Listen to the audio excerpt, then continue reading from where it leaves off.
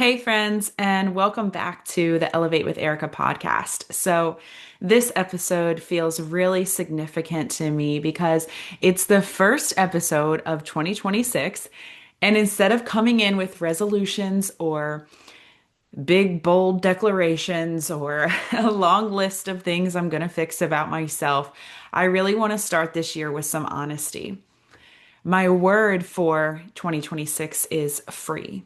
And I want to explain why because this word didn't come lightly to me. It came from a lot of reflection, a lot of checking myself, and a lot of looking back at the last few years of my life. Toward the second half of last year, I started realizing something. I said yes to too many things. And I've openly shared about that on this podcast before and sort of my journey and realizing that and trying to figure out why I did that. And before I could just start saying no, I really needed to understand why I had been saying yes so much to begin with, because I didn't want to confuse growth with avoidance. So I didn't want to confuse rest with laziness. And if you know me at all, laziness has never been my personality. So I took time to really check myself and I asked, are these yeses actually bringing me joy? Are they serving my life in a way that fulfills my higher purpose? Or are they distractions, pulling energy away from what I truly feel called to do?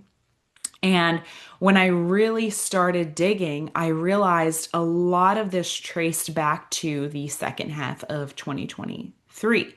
That season shook the foundation of my life, and that shaking didn't stop in 2023. Unfortunately, what I thought was my rock bottom, it carried into 2024. And by the time I had reached New Year's Eve of 2024, I was honestly just ready to get my life back.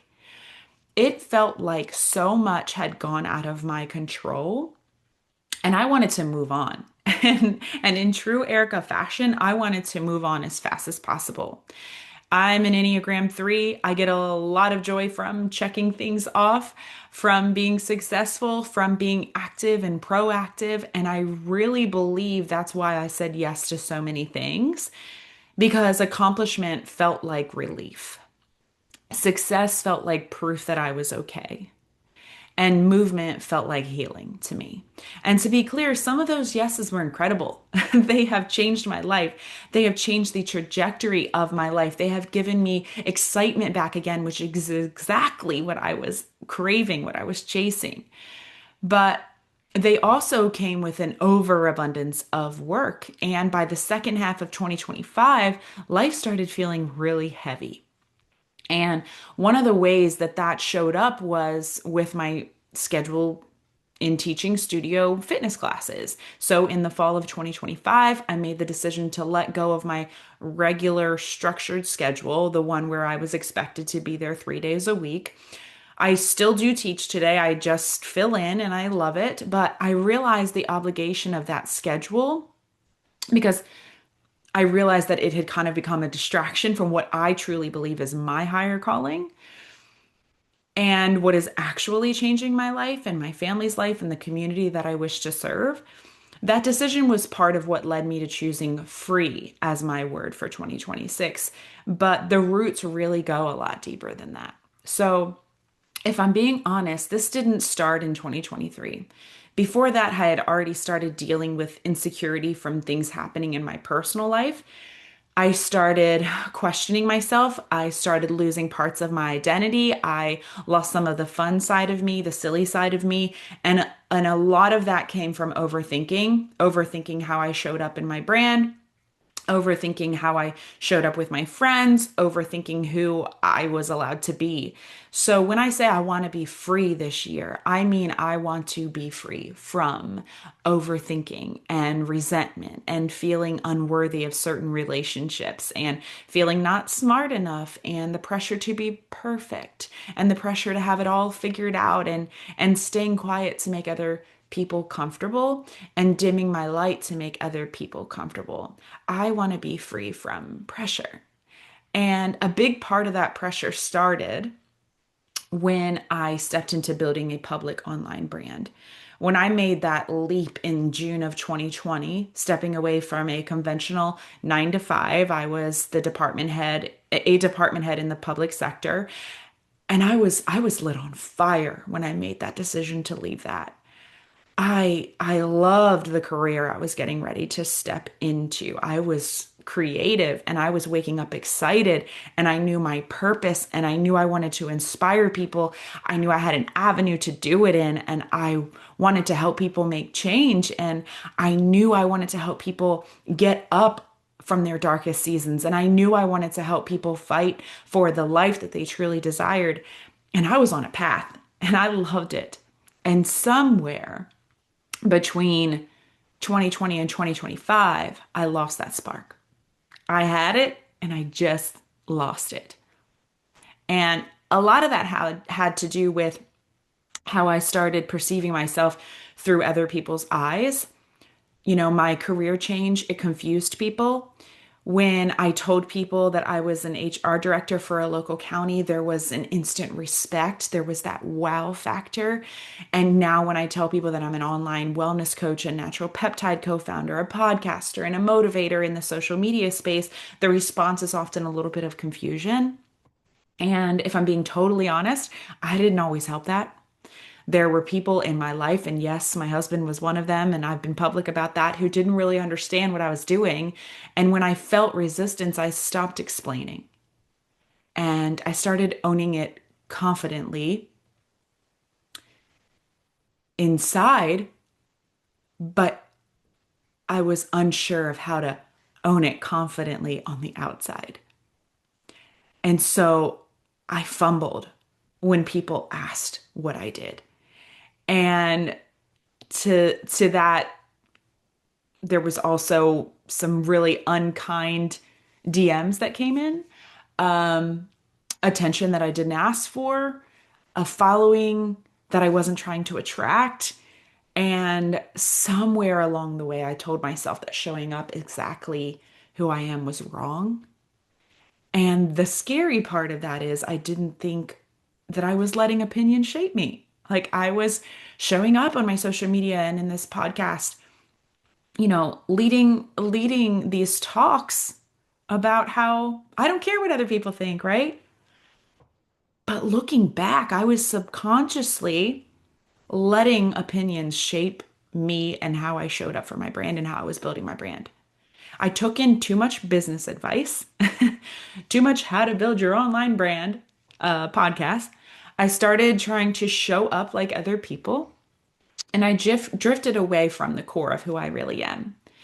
And at that same time, I was navigating deeply personal challenges. And in 2023, my marriage was falling apart. We were seemingly headed for divorce. We both had our divorce lawyers in tow. It was the first time I was dealing with something so private in such a public way. And I had no idea what I was doing. And I chose not to share details. That was intentional. But inside, my world was falling apart. I cried every day. And some days it was hard to get out of bed. And if it weren't for my kids, I don't know if I would have some days because, as parents, we don't get to stop showing up when life gets hard, right? So I was trying to build a business while the foundation of my life felt cracked, and I just didn't know what I was doing. I didn't know how to pour into others. I didn't know how to be the source of joy and motivation that my brand was built on. I showed up in the best way that I could.